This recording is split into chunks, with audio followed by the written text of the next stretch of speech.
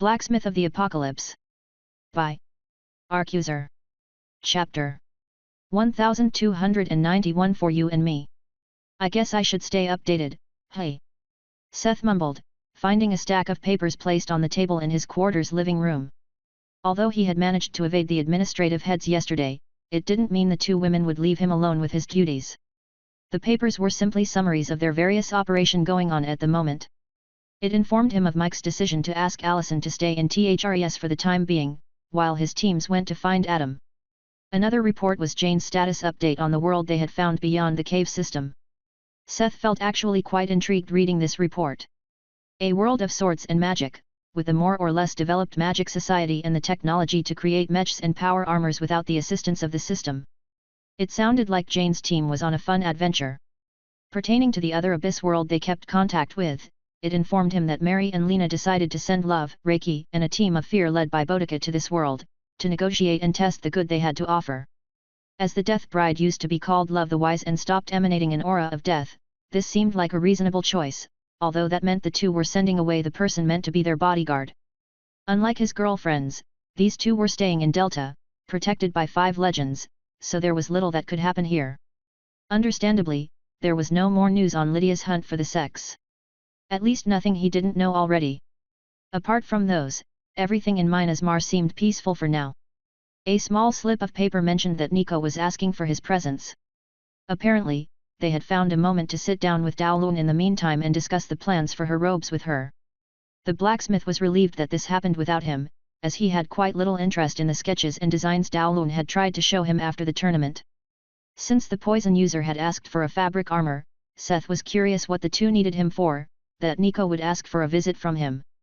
Curious and a little apprehensive, Seth decided to give the tailor workshop a visit before getting back to work. It was around 9 o'clock in the morning, so he guessed the tailors were already at work. Thinking on Nico booze reminded him of something. Moments before he left his quarters, he brought out a potion of refined ogre will. This was one of the medicines he had bought. This was one of the many medicines Seth had bought at Urka's specialty shop. Together with Mina's Finn, he had sorted through them when they were lazing around last day of vacation. Among the medicines, there were quite many with doubles and triples, and quite a few that they had yet to try. What was important to note about these potions that could raise attributes and stats permanently was that they usually only worked once or twice at best, before one became immune to the effect. So they had sifted through and sorted the ones they already had and those they didn't. Those that were not useful to either of them directly went on the heap that would be put in the guild treasury. Members of Minas Mar would be able to purchase these medicines, and Seth would be able to make back some of the money spent on this trip.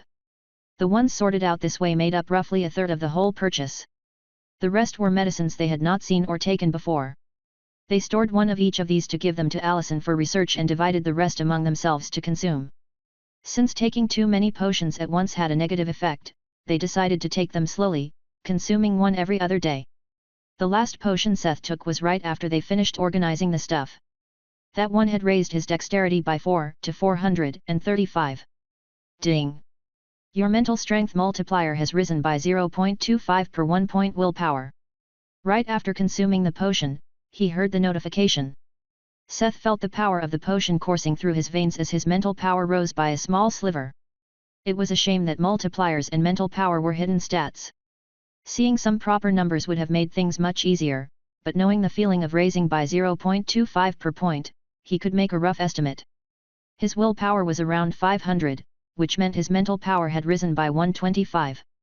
Judging by how minuscule that felt, his base mental power had to be above 20,000 at this point, probably higher.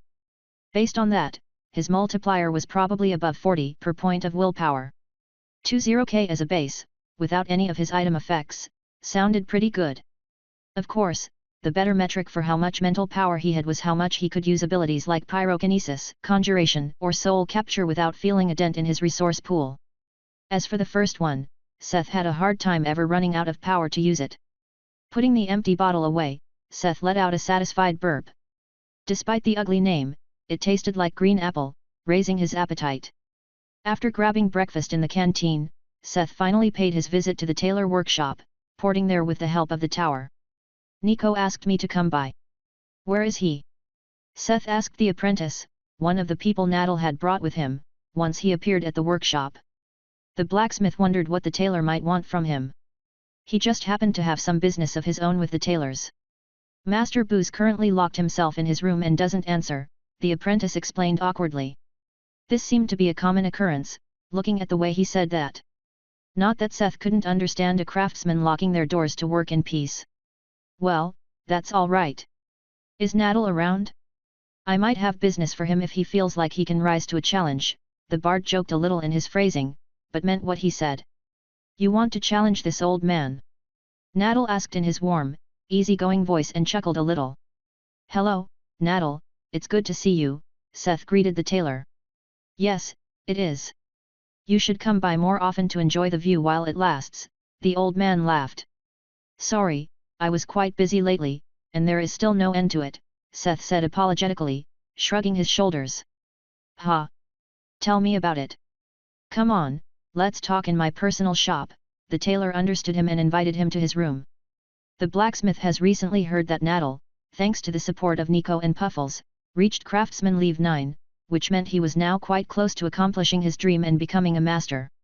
Seth thought this was a great chance to let Naddle work with his first legendary material and boost his proficiency, maybe directly to master tier.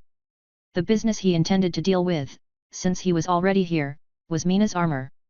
They had bought the armor set the cat girl liked, so Naddle could use it as a reference for the final piece. The primary material for her armor was going to be the hide of the undead legendary shadow leopard. Although its rank had suffered a little, owing to dying, the hide still held some of the power of a legend. Seth still intended to refine it before handing it to Naddle for further processing. The tailor's eyes sparkled when the blacksmith revealed his intentions. But why me? Nico will be reaching master leave too soon. It would be better if you left it to him, Naddle still argued, despite hungering for this chance. He had two reasons to ask Naddle to do this and not Nico, the master. The first was that Nico was already busy. The second was trust. Seth simply trusted Naddle and his experience more, especially when facing this kind of chance. Under these circumstances, Seth would have bet money on Naddle creating a magnus opus, comparable to his own armor. I believe in you, Naddle. That's why. I'm certain you will not disappoint me, the bard said seriously. Before Naddle could argue further, there was a knock on the door. It was the apprentice, informing them that Nico was out of his room. I will leave the set to you. You can start getting the blueprints ready, I will bring the hide once I refine it. Chapter 1292 Nico's Obsession. When Seth entered Nico's workshop, he could not avoid noticing the set of robes placed on the dress form in the center of the room. The Judy, adjusted to fit Daolun's height and measurements, was wearing clothes that resembled the traditional style cultivators usually wore, but with a clear influence of its maker. Seth had come to know Nico Booz as a tailor with the goal to put adventurers into superhero suits. As the main tailor of Minas Mar, the blacksmith had managed to dial his ambitions down to the suits, padding, and robes that were worn under or in combination with armor. Evie's death set was a good example of this style of mixed armor in the style of the system.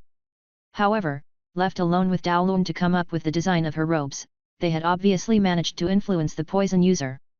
From what Seth had seen of the robes of cultivators so far, they usually consisted of several, cumbersome layers, with the lowest being something resembling a shirt and pants.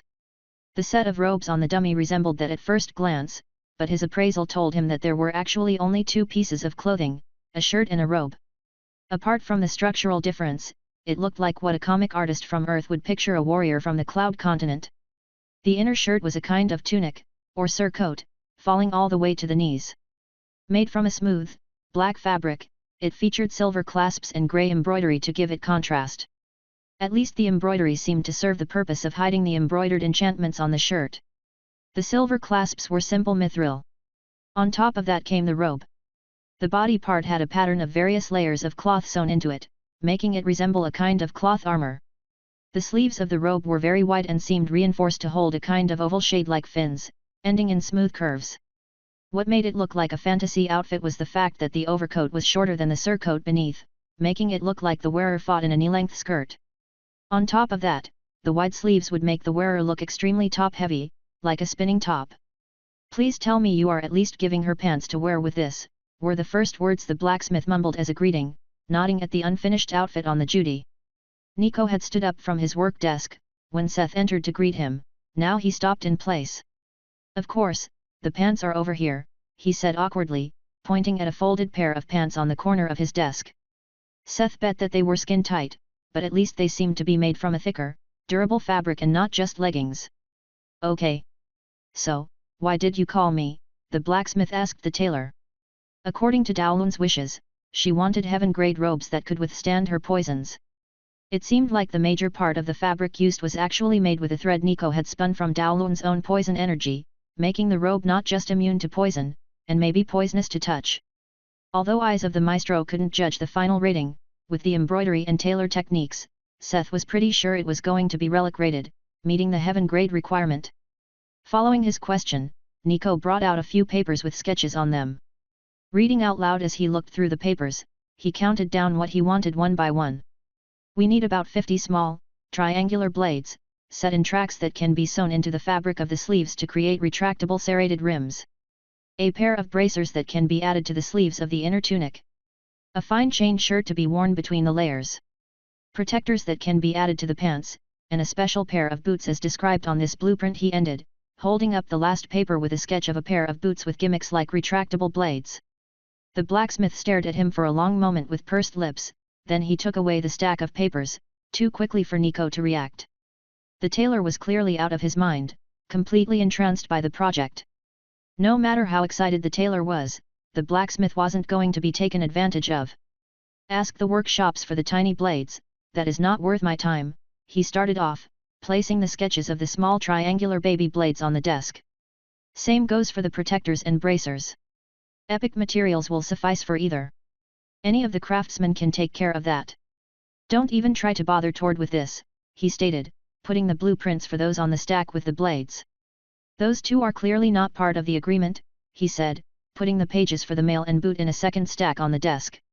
Neither boots nor mail were part of her original request. If she wants custom armor and boots, she has to request and pay separately, like any other member of Mina's March.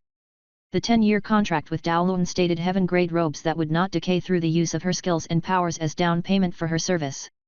As mentioned, robes could mean a lot in the definition of a cultivator, but not shoes or metal armor. Especially armor was excluded from the agreement, since Seth had felt mildly offended at the time, when she requested clothes from a blacksmith. Since she kind of tried to abuse the promise of a legendary item, not specified what exactly, the blacksmith had made sure she wasn't going to get anything more than she asked in the contract. Then? Nico asked, unsure what exactly he should even ask, but Seth kind of understood what he meant. The tailor was unsure how to proceed, as the blacksmith didn't just agree. Don't bother Hone or Whedon. You will get what is missing to finish the outfit from one of the new hires. I think Neil will be good for this. He recently reached the journeyman tier and ranked up to an indomitable blacksmith. Liam still has a habit of overstylizing everything, and even if he has a higher level, Neil's item will probably have better base stats. I'm guessing you will ask Grant to give the pieces arcane enchantments when everything is done, right? He halted for a moment to give Nico the chance to answer. The tailor was listening as if in trance and simply nodded.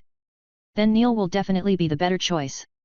Complete those 3 pieces and inform Daolun as soon as possible that she has to request the mail and boots separately from the workshops or have a look in the guild safe. Once she officially joined, the blacksmith ended his explanation. But what if she doesn't agree? Booz asked unsure. Seth squinted at him and could imagine how his previous talks with Daolun went. He could bet that Nico didn't even remember the wording of the contract in his excitement to make a full fantasy set, probably giving the impression that all of it was part of the contract agreement. Tough luck. Tell her that we can void the contract and keep the finished pieces if she disagrees with the fulfillment requirements. After all, we don't want to force her into 10 years of servitude. That's bad for the workplace climate, Seth said with a shrug. They could always find someone else interested in a relic-rated set, whether it was among their members or simply selling it to someone outside. If Daolun wanted to take advantage of the wording of a promise but broke a contract over the same transgression, she wasn't the person Seth judged her to be, and not the kind of person he wanted to hire either. Oh, I see then, if she disagrees I will explain this to her, Nico said a little unconvinced. Seth could understand him. He had been quite excited about tailoring this set for her. The set not going to the person he made it for was a disappointment, but there was only a small chance that would happen. On the other hand, there was a bigger chance Nico may do something stupid to make sure it didn't happen. Don't even try to request these things for her in your name. I will tell the guys about this, and they won't make boots or mail like this for you, Seth warned him. On the other hand, he couldn't stop the tailor from using his money to buy the stuff from the armory or outside, so he didn't mention that. Seth could only make sure he wouldn't waste the time of the blacksmiths. I would never. Nico said indignantly. Sure, anyway, I will get back to my work now. Chapter 1293 Remnants of Past Works. After his business at the tailor workshop, Seth returned to the smithies and gave Hone, Whedon, and Neil a little heads up about Nico, who might come by soon, to request the stuff for Dowlun's outfit. Following that, Seth finally got to his own workshop to continue working on his new assistant. The other day Seth had finished infusion of the soul and forging of the various parts, creating a blank frame. Now Seth had to engrave it with the various arcane circuits which would allow these parts to move with the injection and guidance of mana.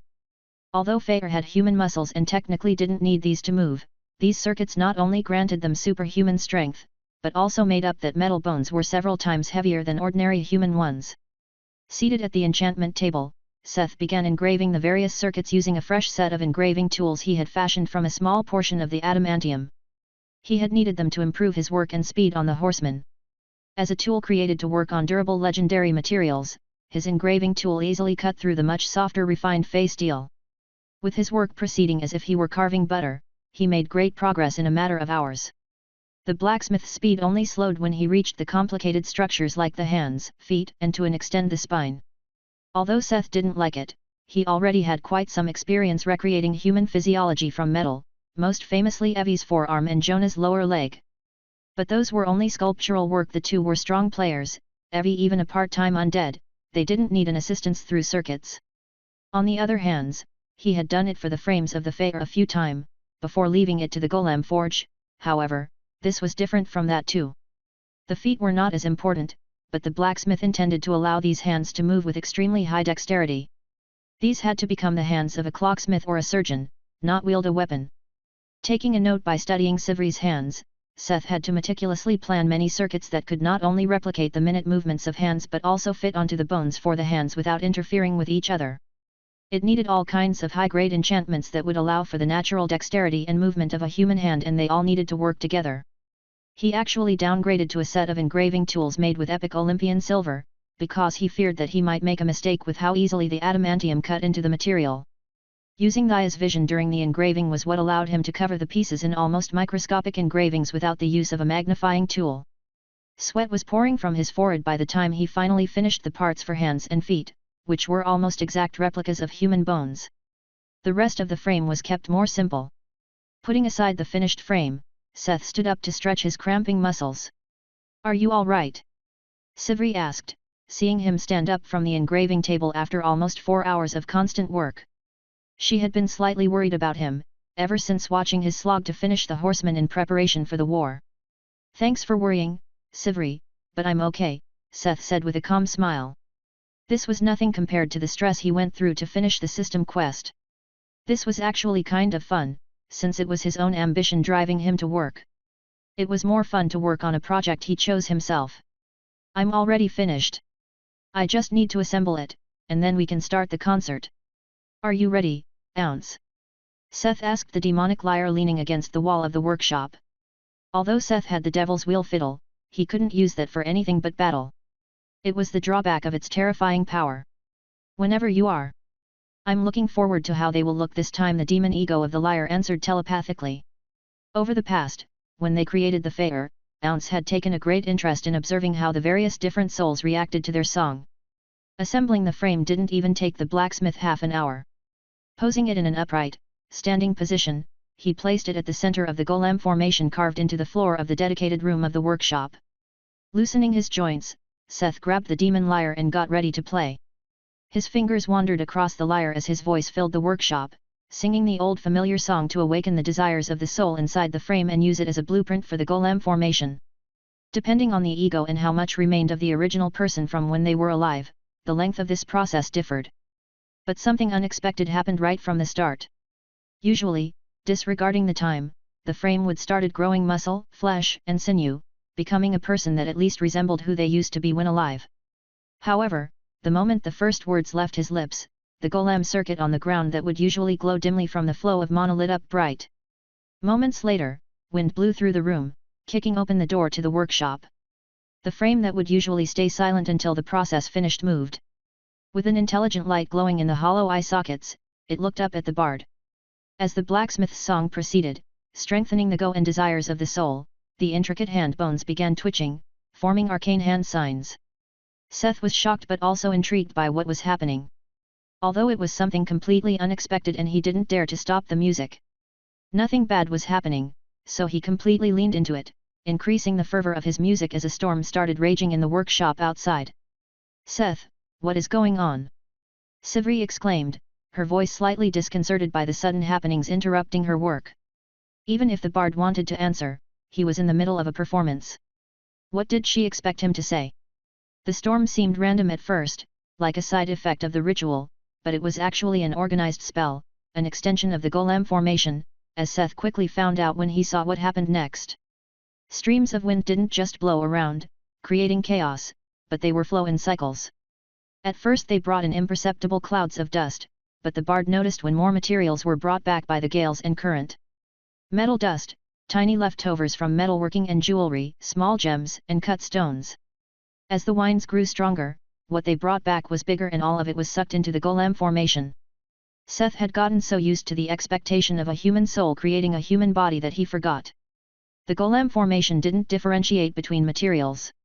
He couldn't explain why all of this happened, but he understood how it happened, as he watched the materials collected cling to the frame. The golem formation didn't generate a body of flesh and blood, as it combined the bits and pieces it was able to gain hold of in the workshop. With a mischievous glint, Seth decided to drop some stuff from his inventory on the side, to see if the formation would take to it. He didn't have a lot, as he had emptied his inventory before the vacation, but he dropped a few more bars of refined phase steel, elemental gems he had bought at Erica's shop to play around with the various blueprints he saw and purchased there. Slowly, but forcefully, the materials he dropped were also sucked into the formation, as his view of the frame quickly grew hazy from the swathes of dust and material that were quickly rotating in the raging tornado surrounding it. Still, not for a moment, he broke his singing or playing, waiting for the winds to calm and see what the heck was going on here.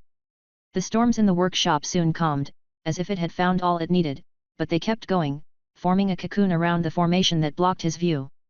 This was the first time this had ever happened and Seth should have felt worried or even panic, but he was too enraptured and intrigued by the weird process in front of him. He was only focused on the music, looking forward to the result of this mayhem. It took another 10 minutes of song and play before the cocoon finally started thinning out and finally cleared up, revealing the final result. Chapter 1294 Run. The smooth, well-sculpted face of an androgynous man, separated in sections to allow movement and expressions, but covered in a thin white enamel, making it look like pristine porcelain. As Seth's eyes wandered over the body of his new creation, he found this was the only, purely decorative part of the golem. He classified it as golem, because it was clearly a golem. Overall its existence was closer to Ceres who had become a living golem, than the Fae or Asterion who became artificial life forms, as proven by a simple look at the rest of its body. The delicate frame Seth had created was now covered in a shell that gave the wiry skeleton a human silhouette, but closely resembled something like a clockwork warrior or robot-like Strix. Most of this shell was made up of the refined phase steel Seth had dropped, but it seemed to have mixed into an alloy with the dusts and parts the storm had swallowed, giving it a slight golden tint. Creating a stylized contrast to the streamlined metal parts, were colorful inlays of translucent stone, created from the elemental crystals, gem dust and gem cuts it had picked up around the workshop. The storm had probably scavenged their recycling bin. But unlike the face, the clockwork automaton's outward appearance that gave a distinct steampunk vibe was not just for show. Seth only needed a glance to find that the beautiful inlay work of precious stones was actually covering complicated magic circuits that worked in a similar manner to his own engraving and inlays. Seth couldn't instantly appraise their exact effects, but he was able to tell that they were meant to further enhance the power of magic, cast by the golem, which would further empower its skills when casting magic and enchantments. He was so fascinated by the unexpected turn of events that he was not even disappointed that his attempt of outdoing Forgebrand by creating a workshop assistant of flesh and blood had ended in failure. As if waiting for the blacksmith to finish giving it a once-over, the golem took a step back and gave a deep, formal bow to its creator. Then it looked up at him, a gleeful smile on the porcelain face. "Thank you for giving me a body, master," the golem said kindly. Seth was instantly reminded of when he contacted the soul's ego using telepathy to try and see whether it still remembered anything. After all, he had his doubts whether this was the soul of Augur Urson. Considering the happening he just witnessed, Seth had an epiphany as he finally understood why this happened as he remembered his worries. Any human soul, with even an inkling left of their former self, especially one with an ego, would yearn for a body of blood and flesh. But a soul, purely made up of enchantment knowledge, and no personality whatsoever, what kind of body would it create? Evidently, one as perfectly suited to performing enchantments as possible. This not only greatly surprised him, but it also calmed his worries, as it meant this was most likely not the true soul of Augur Urson.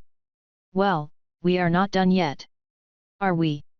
Seth said with a relieved smile and summoned the waters of Styx. A large ball of clear water appeared beside him, and he motioned the automaton to step inside. The golem halted for a moment before it nodded and smoothly walked straight into the water. Ding! You have finished a fascinating work. Ding! A synergy between materials has changed the work. Ding! You have earned 1000p of power of existence. Seth's eyebrow rose a little, hearing the notification. A fascinating work, yes, it was, but where did the 1000p come from? Usually, he only got those when he used a legendary material in building a golem, making the golem a being close to a legendary existence, somewhat. Had it incorporated the dust of some of the legendary materials Seth had used in the past? He had not seen any signs of that on the outside. Had it utilized some parts made of legendary materials below its shell? Interesting. Ding! Your skill Engineer Leave 7 has become Engineer Leave 8. Ding! Your skill Golem Artisan Leave 9 has become Golem Artisan Leave Max. The other two announcements were even more surprising. Seth's engineer skill had just recently leveled up during the crafting of the mounts for the horsemen, and now it leveled up again already. It seemed that if he wanted to raise this skill, just using the Golem Forge would do it. His legacy skill Golem Artisan, which was the basis for this very method of creating a golem based on a soul instead of just using the soul as a power supply. Seth had not expected for it to level up any more after reaching Leave 9. But since it finally reached the max level, Seth felt a little disappointed, as it didn't evolve into a higher skill. At first glance, the only improvement it brought was making the skill more efficient. This was great in case he had to use this skill on the fly, but to him who already had all kinds of trump cards he could use on the fly, it was not that great of an improvement. Will you give me a name, Master? The golem asked expectant, interrupting his thoughts. Although the soul seemed to have no human influence, it didn't mean that the ego was without emotions. It seemed eager to receive a name. Seth focused back on the situation at hand. Had the golem taken a human form, the blacksmith may have felt inclined to give it the name it had when it was alive, but now he was convinced that this was not Augur Urson. He had given this situation some thought, but not enough. He currently had no name in mind. Do you have a name you would like? Seth asked to buy some time. Maybe, if the automaton had an idea, he could go with that. However, the new assistant only cocked his head, giving him a confused, questioning look. Of course, an ego without any life experiences may not have any preferences or even a knowledge of names. How about Run? I always liked the sound of that, and it can have various meanings that tie in with your talents, Seth finally suggested. The name could be translated to rune, like magical runes used in enchantment, but it could also mean hidden wisdom or secret. Maybe it wasn't the most fancy or creative name, calling the enchantment Golem Rune, but Seth didn't think it was too bad either, and he was honest when he said that he liked the sound of the name. Run, Rune, Run, the golem phoned in its new name. I like Run, too. From now on, I'm Run, the new assistant introduced himself after practicing his name. The genius enchanter's soul had gotten a new body, but there was one decision left to make. Disregarding whether he could or not, should Seth add Run to the spirit smithy? This would make the golem summonable and more convenient if he needed him, but it also meant fixing its skill level to his own. Run, what is your current level in enchantment? The blacksmith asked Run. Although appraising a soul could tell him the amount of knowledge and the number of skills, it rarely quantified what level the skills were. Seth guessed that the skill would probably be on the same level as Augur Urson, even if this was not his soul, but the blacksmith couldn't remember it for the life of him. He knew that he read it when appraising his items, but that was half a lifetime ago. My enchantment is level 9 of the journeyman tier, Run answered without hesitation. A moment after he said this, he vanished into thin air and reappeared the next moment.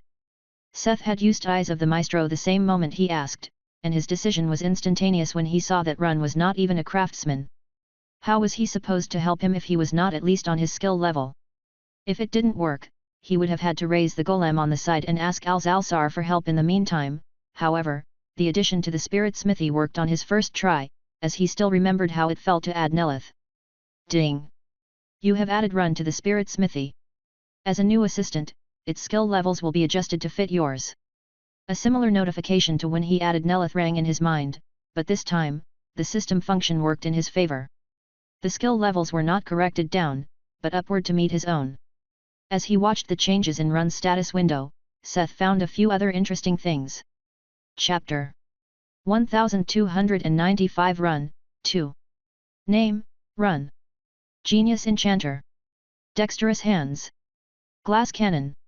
Title, Enchantment Assistant. Level, 100. Race, Ensouled Automaton. Age 0. Class, Millennium Enchanter / Prismatic Wizard. Affiliation, Minasmar. Health, 1000 / 1000. Mana, 125,000. Strength 280. Dexterity 395. Agility, 75. Intelligence 320. Willpower 230. Endurance, 400. A golem with the makings of a master enchanter, only seen once in 1,000 years, created by Master Smith, the first master blacksmith and master enchanter of Earth, using unknown means. The finished run had 3 traits, the very first being Genius Enchanter, which had given the soul its name. This trait and the synergy it caused were the most likely the cause of the unusual occurrence during the crafting. Run had instinctively interfered with his own crafting process, following the soul's desires to pull in materials and enchant its shell on top of that. Seth had known about this trait, that could vastly improve understanding, development and execution of enchantments beforehand, but didn't expect it to interfere in the Fey ritual. What came unexpected were the next 2 traits. Seth was quite pleased with Dexterous Hands, as it was an acknowledgement of his work. He had heard of the trait before and knew that it increased the multipliers for dexterity. What was a surprise was Glass Cannon, a famous trait that increased the power of spells by 5 times, but also increased all damage taken by the same amount. This was a trait for casters, not for enchanters, and the blacksmith didn't quite know where it came from. The refined Fey steel may have had a role in that, but there had to be more factors Seth didn't know. Maybe some of the materials or a synergy on enchantment the soul implemented. Seth didn't really like this trait as it was a double-edged sword, but he couldn't change what had already happened. Other things that caught his attention were the title and the class's Run status displayed. Run, what is the effect of your tile? Seth simply asked the automaton directly. Seth could think of the reason it held this title, considering that the whole reason the bard created it was to assist him with arcane enchantments in the future, but he had no idea what the title could do. Enchantment Assistant improves the chances of success for an arcane enchantment by 50%, if I work with at least one other person, the golem readily explained the effect of the skill, reminding Seth of an uncomfortable truth when it came to an enchanter's enchantments. Just like potions, the crafting process could fail. As such, raising the success chance by a whopping 50% was a very good effect. And what about the Prismatic Wizard class? He asked. Seth could roughly imagine what the Millennium Enchanter could be, the name was not very cryptic. The class of Prismatic Wizard on the other hand, was a little more mysterious. It allows me to learn the whole prism of magic, the golem simply stated. Seth looked at it a little confused.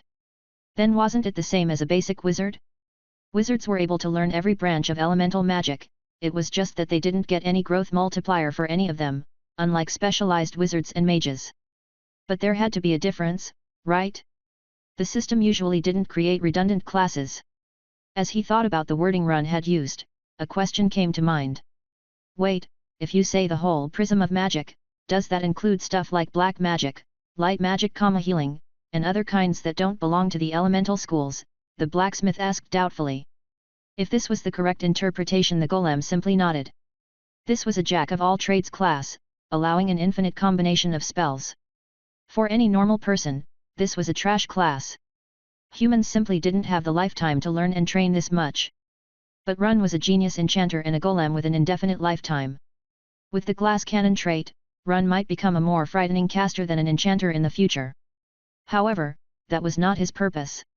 He was happy if the perks of the secondary class increased the range of enchantment the golem would be able to use, but he was using it in a battle was a tertiary thought at best. Good, good. Let's introduce you to the others in the workshop before I brief you on our first project, the blacksmith said and led the golem into the workshop. Cerberus was as expressionless as ever, but Sivri looked at the new hire in surprise. Whoa, I thought you wanted to make it a fair, how come it became a puppet automaton, she exclaimed curious.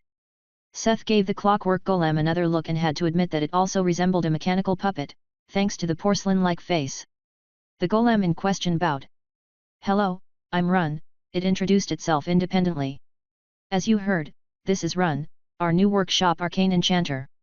Thing derailed a little, but I guess it was for the better, Seth followed up on the golem's introduction, answering her question briefly. That means he is now part of the smithy. Sivri asked for clarification. The blacksmith thought for a moment.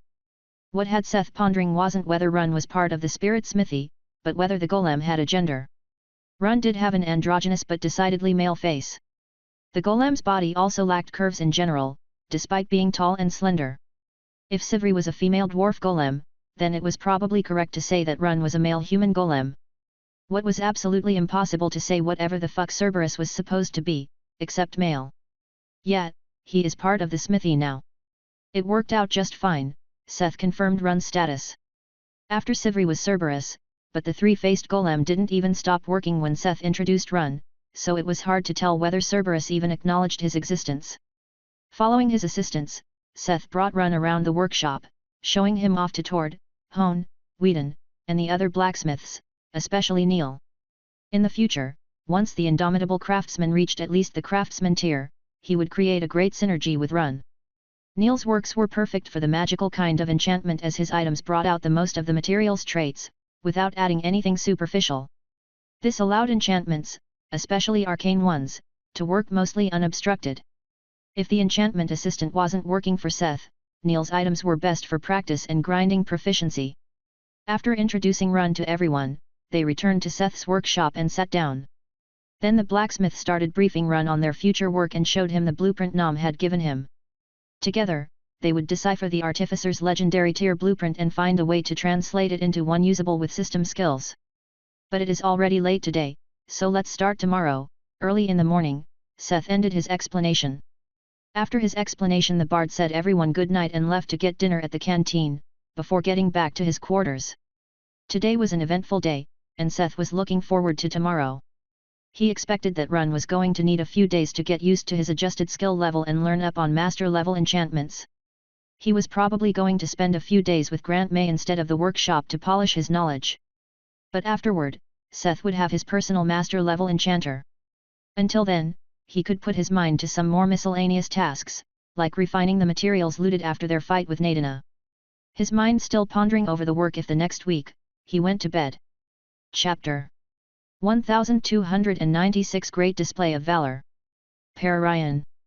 The massive arena was filled with the sound of giant hunks of metal clashing. In the sands below, two titans approximately 40 m tall were finishing their battle. Monique started to think that showing off their titans to their guests was a custom among these people. After this great display of valor, we have another fight today.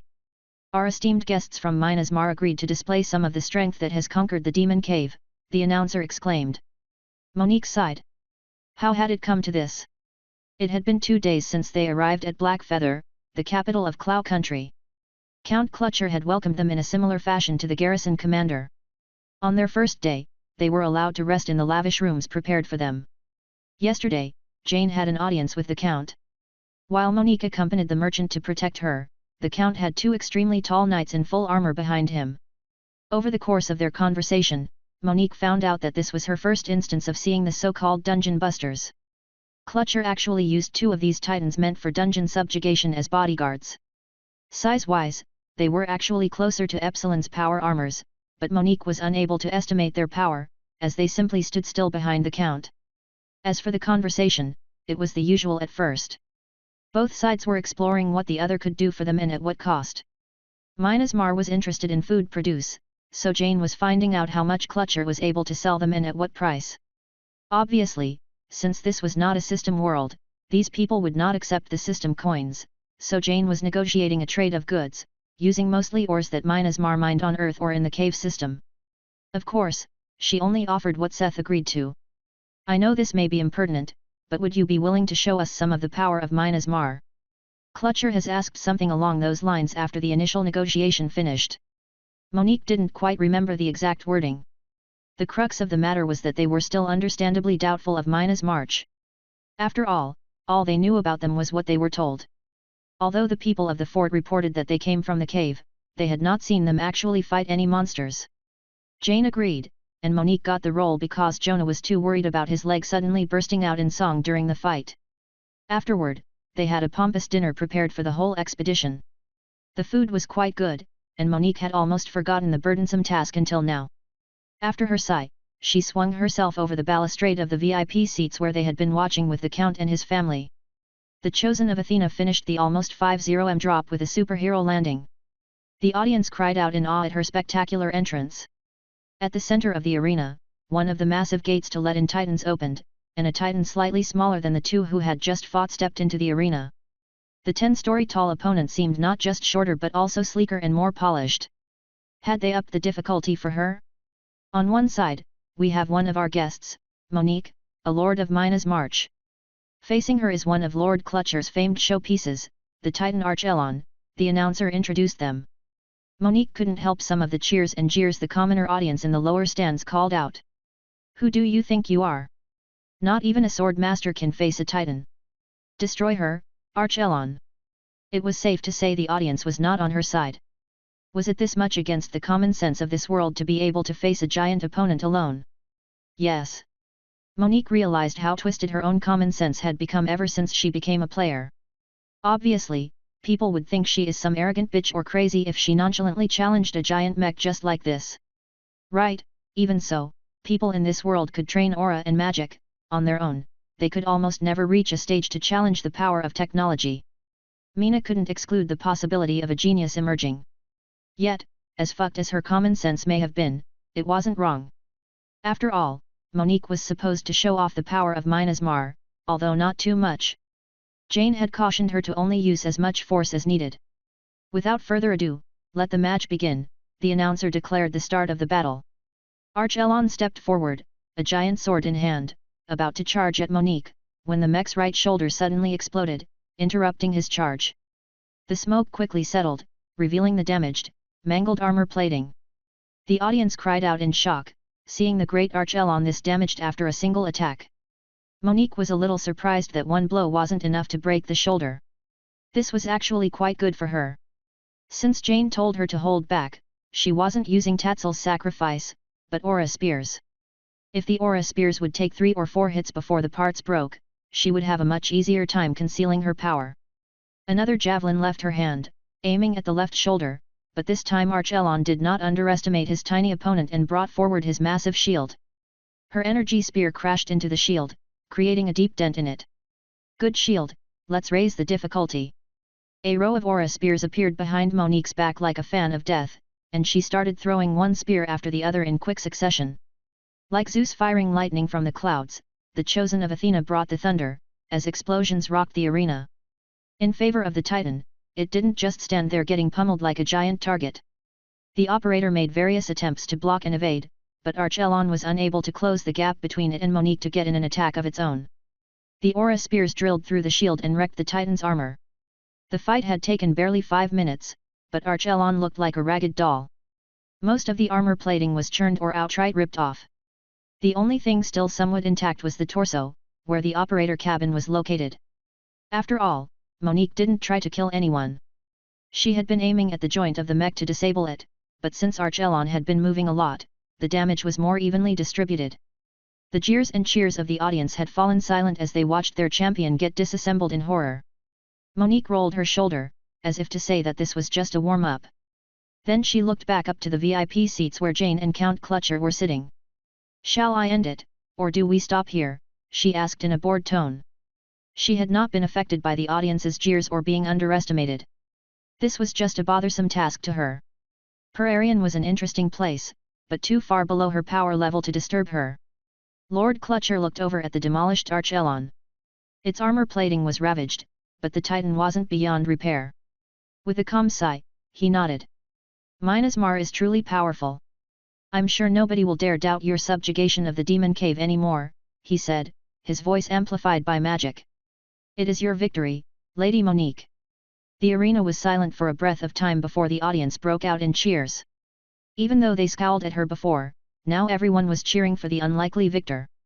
Chapter 1297. On the way back. Why are you following me?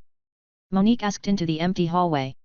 She had exited the arena and was on her way back up to the VIP seats when she noticed that she had a tail. The moment Monique wanted to take action, a cloaked figure rushed at her from a crossing she just passed. A claw covered in magic emerged from the cloak, aiming for Monique's chest. With a quick step, Monique made a half-turn to the side, evading the attack. As she moved, her body was covered by her relic-rated armor set. Finishing her turn, her gauntlet fist was rammed into the torso of the attacker. She felt the satisfying crunch of bones through the armor as the attacker was launched into the wall. From what she had seen, the attacker's speed and force were actually comparable to a Level 70 warrior, which was far above the average level they expected in Perion. Not giving the figure a moment to collect themselves, Monique was already on them just after they crashed into the wall, sinking her other fist squarely into their sternum. Ripping away the cloak, her eyes scanned the other for weapons. To her surprise, the chosen of Athena found that her attacker was a demonkin. It was male with 3 small horns growing on his forehead, while his skin had a violet hue. Intrigued, she lifted him up by the neck and slammed him against a fresh section of wall, so it wouldn't crumble away. Why did you attack me? She asked coldly, her voice a little echoey from the Olympian helmet she wore. The demon coughed full of pain, but instead of talking, he tried attacking again. His right claw sped forward, and his arm elongated to reach her, but the attack was easily caught by Monique. She sighed. Let's try this again.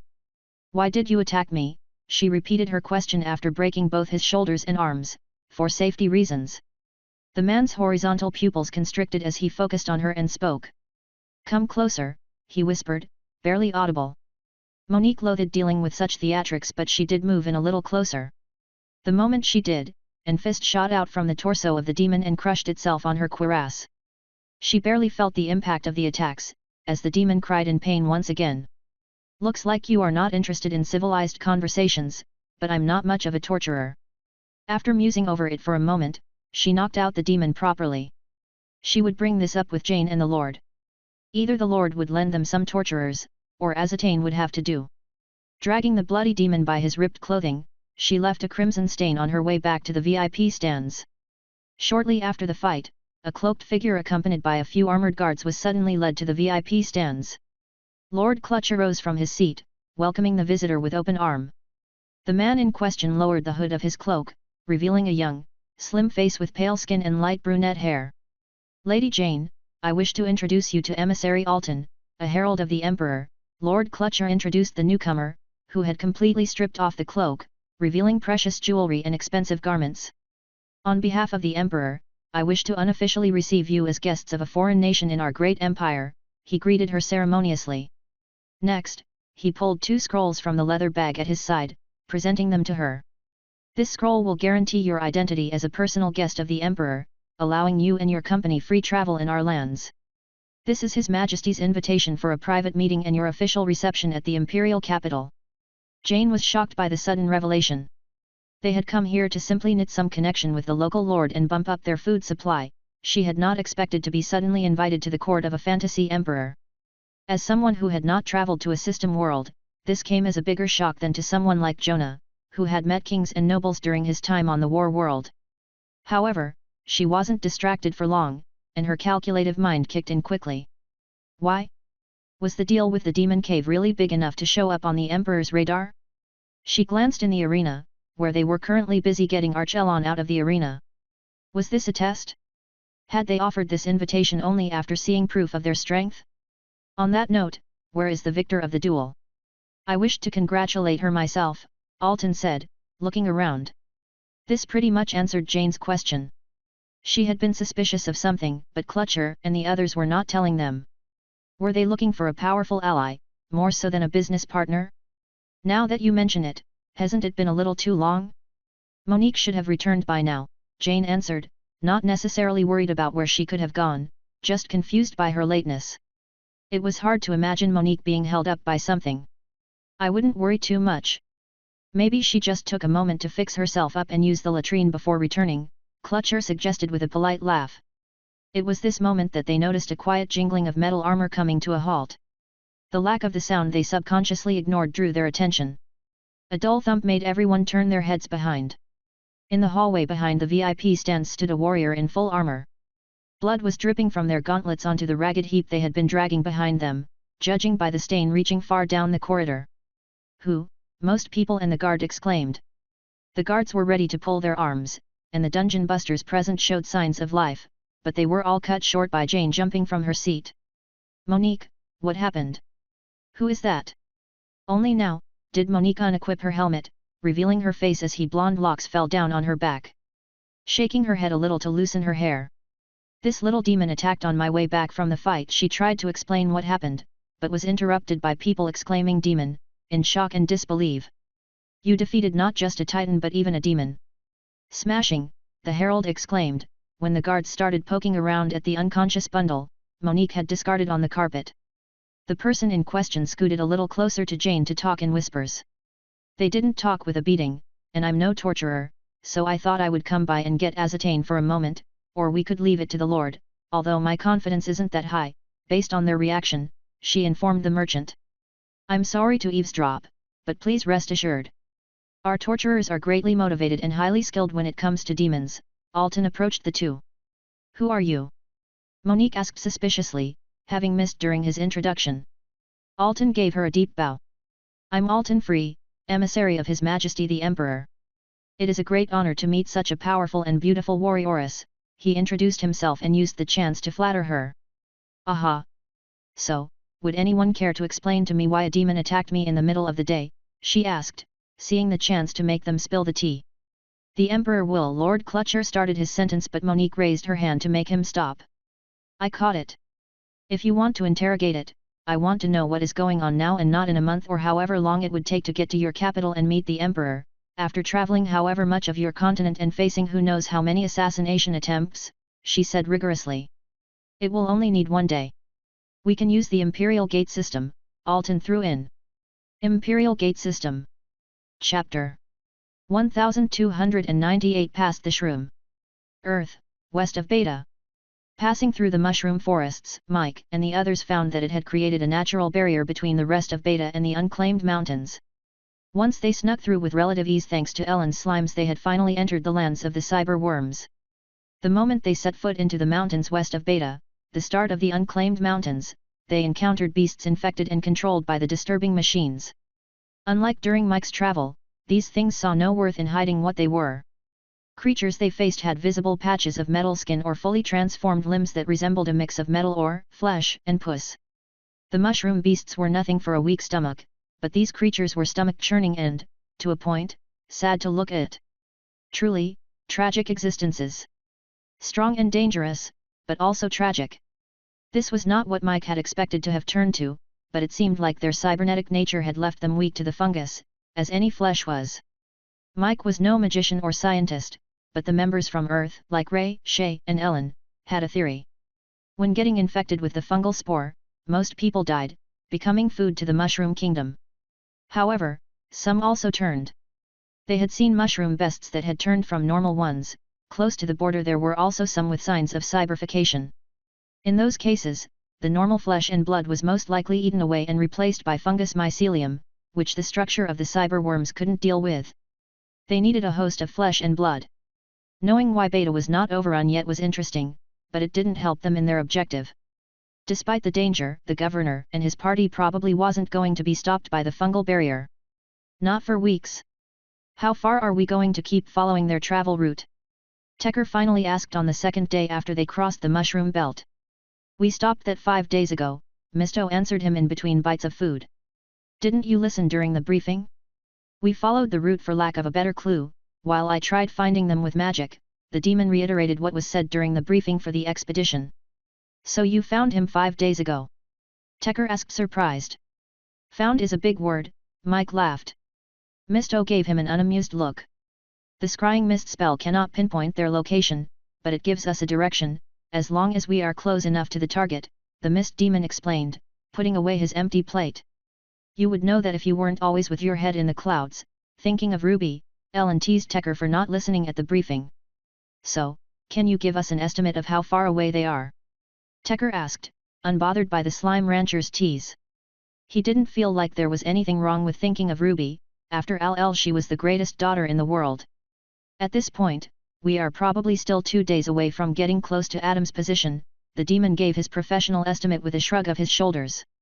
Tecker, if you think this will over as long as we find Adam quickly, you are wrong. This is just a side quest, we came out here for a different objective, Mike reminded that tank, who could only think of getting back home to his daughter. Their original mission was assessing the situation in Beta and the unclaimed mountain and looked for places where they could put the stone gates to use. At least the first part was going well, as they had gotten a good idea about the situation in Beta. Once they found Adam, they would also find out the cause for Thre's silence, or rather Adam's absence from his post. But even after they finished their business with the governor, they still had to travel to the unclaimed mountains and find a good place for the stone gate to siphon away cyber beasts. I understand, Mike, Tecker said with a sigh. 2 days later. Seated around a small campfire in a dark cave sat a tall, wide man who happened to be Adam, the governor of Thres, a short, goat-faced demon who happened to be Minasmar's exclusive soul trader, Tanomol, as well as about 20 of Adam's closest allies. The atmosphere was serious as they talked in lowered voices. The mood didn't seem great. That's where they are, Misto stated, showing the party the image of the scrying mist. They had finally reached the area the mist had indicated, but it didn't get any more accurate from here. They would have to find the exact location themselves. It's my turn to shine again. Ellen exclaimed, fired up, ready to flood the whole vicinity with slimes that would search every nook and cranny to find Adam and his companion, who were obviously hiding in some damp cave. Sit back, it's my turn, Ray rained on her parade. As the saint of Solfium, the god of dark magic, Ray was able to sense all sentient life, as everyone had some darkness in them. The dark shaman didn't even need to cast a life detection spell. However, he was stumped to find that he was unable to make out the signs of Adam's party, as everything was overshadowed by a source of strong malice that covered the whole area. Something was properly messed up was going on in this place, to the point he wondered why he had not noticed earlier. Faced with the darkness that screwed up his reading, he was forced to cast a spell, to make out the life forms behind the signals, which allowed him to find the governor's group, but he also got an idea of what was going on. We will probably have to lend a helping hand, once we found the governor, Ray stated and continued to share his findings. This place was not just a random mountain, but a hidden base. Stuff like hidden bunkers, military bases, and secret laboratories were just a rumor during the normal days, but the apocalypse had quickly taught them differently, and such facilities did not become less since the fall. The innocent-looking mountain at the northern tip of the valley they were in was actually hiding a structure with hundreds of people, many deeply depraved. The whole facility was oozing with the miasma of bad intentions and selfishness. This was the source of darkness that filled Ray's senses. But there was not only evil, adding to this darkness, but also sadness and suffering, from another group of people present in this place. He couldn't know what exactly was happening here, but it was nothing good. Adam was probably staying here to stop whatever was going on in this place. The governor himself was a victim of secret human experiments. It only made sense that he would go out of his way to stop such a place. Adam and his people are slightly up north. I can lead us there, he added when he ended his explanation. Then let's go and meet them, Mike said grimly. He also wasn't the type of man to ignore such a tragedy. If Adam accepted it, he was sure to lend their help. Chapter 1299 Further and further away from home. Perion. We are getting further and further away from home, Monique mumbled to herself as they entered a big hall with floors of polished white stone and silver metal. They had just passed through the so-called Imperial Gate and apparently arrived in the capital. Don't worry. There is nothing here that can really threaten us. Take it as a little trip, Jonah answered her mumble. But he had misunderstood the chosen of Athena. She was not worried about the danger of being this far from home. Monique's annoyance had its root in the fact that home call did not work in non-system worlds. They couldn't just instantly port back home. So, if something stupid happened, like the Emperor denying them the use of the portal to return, they had to get back on foot. 2 months. They said it takes 2 months by horse from here back to Count Clutcher's territory. If shit hits the fan here, we might have travel for over a month to get back, she lamented. That was totally going to burn through their rations, too, and who knew what trouble would come up during such a trip. Most of all, we weren't originally planning to get this far away. Our return was planned once we were done in Blackfeather. Instead of being done there, we are meeting their emperor. Monique complained. She would have been fine to forego the explanation and let Azatane interrogate the demon, but no, Jane jumped at the chance to meet the ruler. It's been sanctioned by Mary and Lena. Nothing we can do about it now. I heard we get access to the Imperial Library, maybe we find something interesting, concerning the former owners of this world. Jonah answered lazily. Well, at least it has one benefit, Monique stopped complaining with a sigh. What Jonah said was correct, and coming here was not without benefits, even if she didn't want to admit it. Jane would be able to negotiate directly with the Imperial advisors, and their research team was promised access to the Imperial Vault of Knowledge. It was just Monique and Jonah suffering, as they had nothing to do except guard everyone. At least Jonah would get to explore a library. Monique was not looking forward to standing beside Jane as she went over a bunch of trade agreements with a bunch of eggheads. Halt! Someone suddenly shouted, their voice echoing across the hall. The gates of the entrance had been pushed wide open. The person who shouted stood at the helm of a group of soldiers in white uniforms and robes. They were a striking contrast to their entourage of Imperial soldiers, wearing deep blue uniforms and robes. What do you want, Justice? The Imperial envoy asked the loud man in a familiar manner. Although they seemed acquainted, their relationship didn't seem good. The soldiers who had accompanied them on each side went to the front to support the envoy. By the decree of Bishop Puffin, the demon in your custody is to be transferred to the dungeon of the Holy See, the man named Justice exclaimed, showing off a scroll as if he were reading from it. Monique quickly realized that these people were from the local church. The church was actually trying to take her quarry. Although Monique was ready to speak up, she glanced at Jane and the envoy before deciding to wait for a moment and see how things were going to develop. Well, Justice, the demon isn't in our custody, so I can hardly give it to you, the envoy said derisive, gesturing at the unconscious figure, held by 2 of the oath guards. The guards of Minas Mar in their silver high-quality armor clearly didn't belong to the Imperial soldiers. Stop talking nonsense. I don't care who holds him, the bishop's decree is clear. Justice discarded the objections and demanded the demon anyway. Justice! Are you trying to cause a diplomatic incident? These people are guests of the Emperor and the people who caught the demon. Is the Light Church really willing to pick a fight with the Empire and its potential allies? The envoy argued vehemently. Only after this threat did the holy man give their party a proper look. Was he still going to pick a fight, even after the envoy staked the power of the Emperor in this, when his decree was just the scribbles of a piddling bishop? Not that Monique had any great idea about the standing of a bishop, but who was he to stand up to the Emperor, right? We will talk about this at a later time, Justice said with an expression like he just ate shit. With a scowl, he turned around and signaled his men to retreat. The path was cleared. Let's hurry and go to the palace, before anything unsavory happens, the envoy urged them. It seemed like he didn't think that this was over for good, but since Justice left for now, they were also able to leave. Stepping outside, Monique was properly impressed for the first time after coming into this world. So far, everything apart from the Titans had looked very medieval to her, even Blackfeather did so. The imperial capital, Port Gula, was different. The city looked clean, but distinctly not modern. The buildings were covered in fine decorations and colors that bore witness to great artistry and craftsmanship.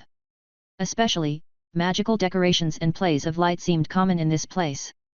Apart from the streets that were filled with people in exotic robes of high quality, the skies were filled with smaller and bigger vessels, moving transport of goods and public transport to the sky.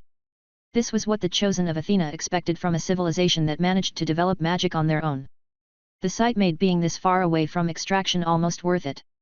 The gate station was public, but not far from the imperial palace. Following the envoy, they arrived at the entrance to the palace in a few minutes of walking through the streets. People respectfully made way for the soldiers, and with the envoy flashing his identification at the gates, the guards let them pass without problem. After Justice was gone, things went so smoothly that Monique almost forgot about the little argument with the church people.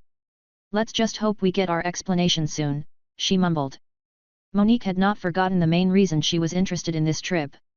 A demon had tried to kill her, and they were sure it had something to do with how welcoming the people of the Perion Empire were.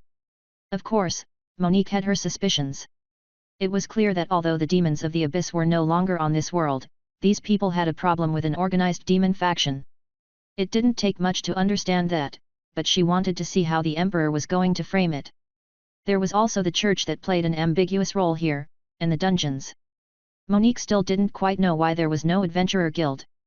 Hopefully, she would find her answers in this place. Thinking so, she checked the palace. The whole palace was fenced off with metal fences and gates that also seemed to create a barrier above it. There were no flying vessels even close to it, either. The outer gates were guarded by people, but standing in front of the large wooden gate of the actual building was a dungeon buster. Security here was no joke. This is a side entrance, so we can get in without too much of a commotion, the envoy explained as they entered. Chapter 1300 Smashing. Myanmar, Blacksmith Workshop. Seth's heart was getting lighter by the minute. If he was honest, he would admit that he was quite worried about trying to implement cultivator technology in the environment of the system. However, his worries were melting away thanks to Run. The blacksmith had wanted to start the day after he finished the new golem, but Run had already started right after Seth left and worked through the night. Not only did Run not need sleep, but he was also incredibly motivated when it came to researching enchantments.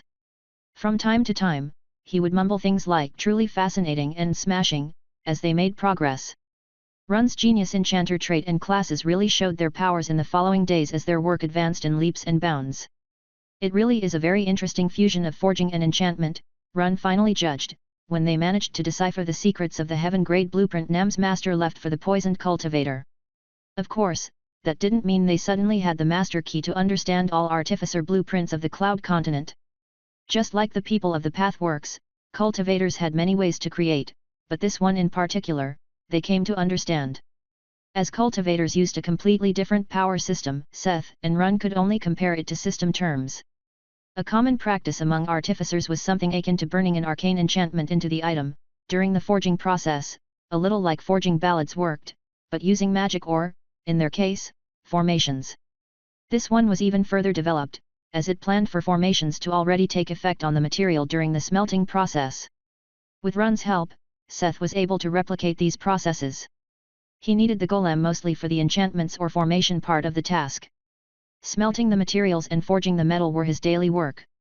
Who would have thought we would be able to decipher the blueprint in merely 3 days? I think it took me longer to make you, the blacksmith exclaimed excited, finally placing the various papers in his hands down. Seth was the first to admit that he was not the most intelligent or avid researcher. He was glad that Run took on this part splendidly and relieved that things had somehow worked out. The genius enchanter had managed to create blueprints for enchantment that replicated the effects of the core function of the artifact blueprint. Although Seth had no business with arcane enchantments, Run would be able to set them up. All they needed now were the materials for the enchantment formations. This was the big drawback of arcane enchantments. Unlike magic circuits that created effects by guiding magic power, a magician's enchantment relied on using materials and foci, arranged in a special constellation to create a permanent or semi-permanent effect. In many ways, these enchantments were more useful, but also way more expensive, when compared to what most ordinary blacksmiths were able to create. As such, the blacksmith swallowed hard when he found the prices of the materials Run needed in the auction house. Most of the items the golem needed for the enchantments were epic or relic-rated ingredients or materials. The complete price for one set of materials reached over 200 gold, but Seth didn't worry. It wasn't because he had a lot of money, but because the bill was covered with Myanmar's main funds, not his private funds. After all, Nam was going to work for the guild, not him. Seth had another reason why he didn't worry about the price. He was looking forward to the rating of the item. Nam had suggested that this was going to be a legendary item, however, a cultivator's heaven grade was not synonymous with legendary, as their grading was different. For the people of the Cloud Continent, even an epic or relic-rated item could count as heaven grade if the performance was judged good enough. Seth believed in Nam and was looking forward to another legendary item. The reason was simple. Once he succeeded, he would be able to register the effect in his forging catalog. At that point, he would be able to use the skills of his path to legend to copy the effect of the blueprint, without needing any of the preparation or materials. It had already worked when he disassembled Elder Gok's silver sword, giving him the soaring immortal effect. Seth was able to accumulate quite a good amount of power of existence since the tournament and the battle with Spacia and Nadina. Enough for him to experiment with it and use it for things like upgrading the pseudo-adamantium Tord had created. Once he was done with these pressing matters, Seth intended to pursue his path to legend more diligently and explore his possibilities. But before he could do so, he had promises and legendary items waiting for him. Seth was satisfied with his current level, there was no need to rush to the blacksmith at this point. The only one who was held back by his level in the past was Angelique, Mirror of Dawn. She was a deity he had revived as a vassal. His vassals, he resurrected using Seed of Hades, were kept at his level, and Angelique was the only one above level 100 at the time of resurrection. With Seth leveling up, she had regained her original level of 118. Now she needed to collect faith as the guardian of TS6 to catch up with him. I will set up the enchantment formation around the ordinary furnace, Run suggested after the blacksmith bought a set of materials for the enchantment. They decided to use one of the normal furnaces in the workshop, so the special nature of the spirit furnace wouldn't get in the way of the enchantment. For a moment, Seth observed the golem as he started drawing the magic circle and setting up the materials. Looking at all the materials needed to replicate the work of a Cloud Continent's artificer made Seth a little jealous. Maybe we should get one of those furnaces when we visit the Cloud Continent and try to replicate that, he suggested, thinking of what he had heard from Master Mountain concerning the creation of artifacts on the Cloud Continent. Artificers were not stupid. They had also long realized that needing a huge number of materials to set up formations was hardly sustainable. That was why, according to Master Mountain, many cultivators had furnaces and cauldrons that could reduce the needed supplementary materials when creating items and medicines. It reminded Seth of his own golem forge, or the soul refinery, which could automatically take over much of the needed effort, as long as the base materials were provided. From his conversations with you, he knew that it still took a cultivator more effort, but creating something to improve the workflow simply reminded him of these things. Why would that help? Run, who didn't know about this kind of stuff, asked curiously. When the blacksmith explained what he had heard from the cultivators he knew, the golem's gemstone eyes started sparkling. So they are something similar to an enchantment disc. Fascinating. I would love to research one, the genius enchanter exclaimed after hearing the explanation. However, at the same time, he said something that caught Seth's attention. What is an enchantment disc? He asked, curious. Oh, it is similar in nature. It is an item many enchanters will create after becoming a craftsman. Technically, there are adjustable dials that can be calibrated to display various enchantment circuits, usually the ones the enchanter is most familiar with. This reduces the work in setting up the magic circle, and the enchanter only needs to place the materials and foci to perform the enchantment. Run explained what could be called the system version of an artificer furnace. Looks like smart people think alike, no matter where one goes, the blacksmith mumbled. Anyway, let's get to work. While you set up the enchantment, I'm going to refine the leather. Nadal has been urging me to give it to him since the day before yesterday, Seth said to the golem and went to the anvil, while Run continued setting up the magic circle.